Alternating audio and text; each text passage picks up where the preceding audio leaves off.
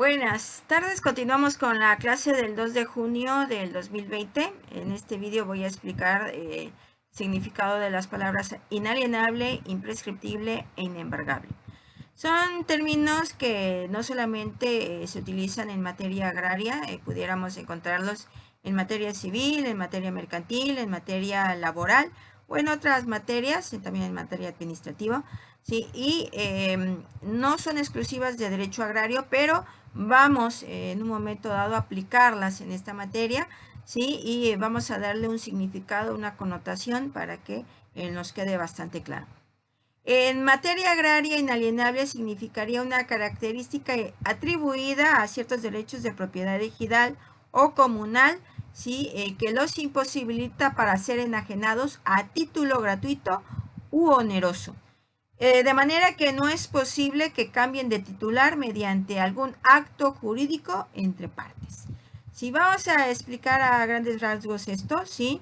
Y bueno, vamos a tomarlo como una característica en este caso, ¿sí? De las tierras de asentamiento humano y de las tierras de uso común. Recuerden que esta característica no la van a tener las tierras parceladas, ¿sí? Es única y exclusivamente para las tierras de asentamiento humano y para las tierras de uso común, ¿sí? Esto significa que ese tipo de tierras no se pueden enajenar, ¿sí? Ni a título gratuito ni a título oneroso. Si a título oneroso significa que recibiéramos una contraprestación, ¿verdad? Por el traslado de dominio, en este caso, de ese tipo de tierras. Eso no se puede hacer ni por asamblea, ni por decisión del comisario de ejidal, ni por la decisión de algún ejidatario. No, no es posible en ningún caso, ¿sí? La enajenación de las tierras de asentamiento humano y de las tierras de uso común, ¿sí? Hay una imposibilidad total, ¿sí? En un momento dado, si se hace, ¿qué sucede? Bueno, esos actos son nulos, ¿sí? De pleno derecho, no hay, la ley es muy clara al respecto, no puede en un momento dado enajenarse, ¿sí? Esto es lo que se indica, ¿verdad? No pueden cambiar de titular. Recuerden que el titular de estas tierras, ¿sí? Es elegido, ¿sí? Y han sido destinadas para el cultivo. Y recuerden que la seguridad alimentaria es el máximo objetivo de las tierras ejidales, ¿sí? Del ejido, de la constitución de un ejido, ¿sí? Y esto hace, ¿verdad?, que ese objetivo, que ese motivo sea suficiente para establecer esta característica en este tipo de tierras, tierras de asentamiento humano y tierras de uso común, ¿sí? Ven, es muy sencillo comprender lo que es inalienable.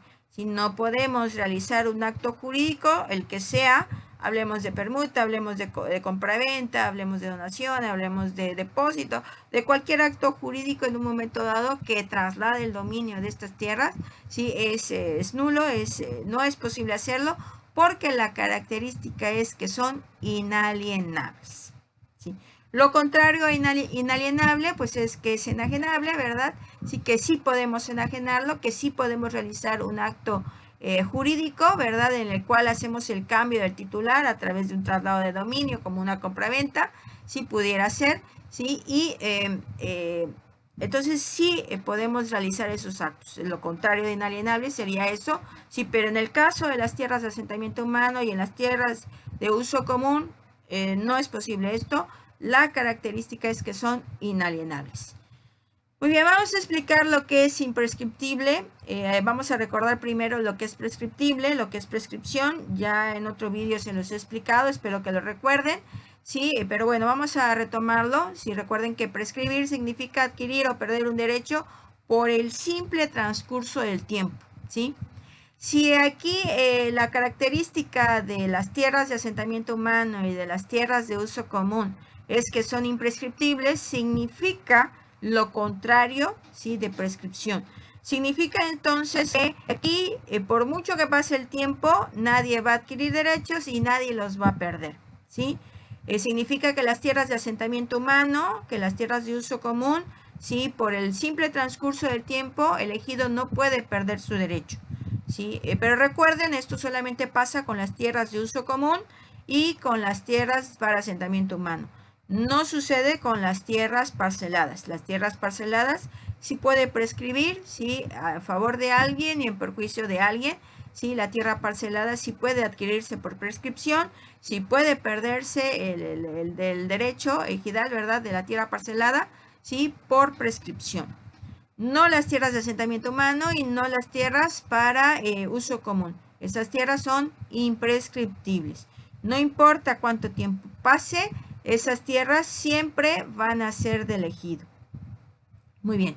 Vamos con la última palabra, que es la de inembargables. Esta característica sí es de las tierras de uso común y de las tierras para asentamiento humano. ¿Sí? No es para las tierras de parceladas. Bien, aunque tampoco recuerden que solamente podemos en un momento dado grabar, ¿verdad? Dar en garantía el usufructo, el uso y aprovechamiento de las tierras. No la tierra en sí, no la tierra, solamente su explotación. Bien, entonces estamos explicando qué es inembargable, ¿sí?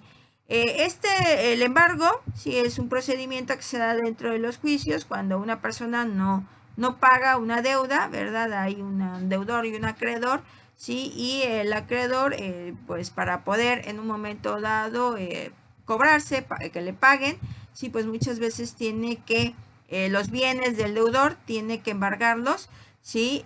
Pero en este caso, las tierras ejidales, en especial las tierras de asentamiento humano y las tierras de uso común, no pueden embargarse, ¿sí?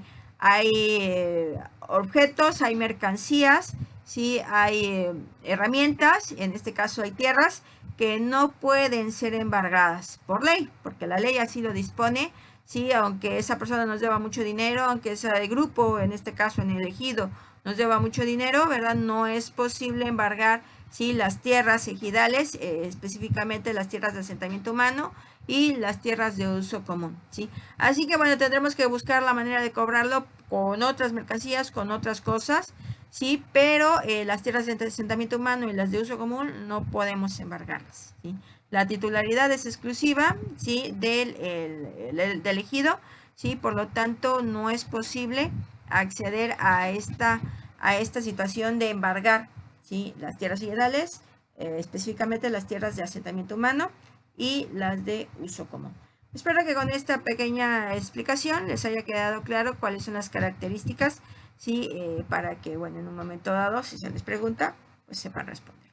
Nos vemos en el siguiente video.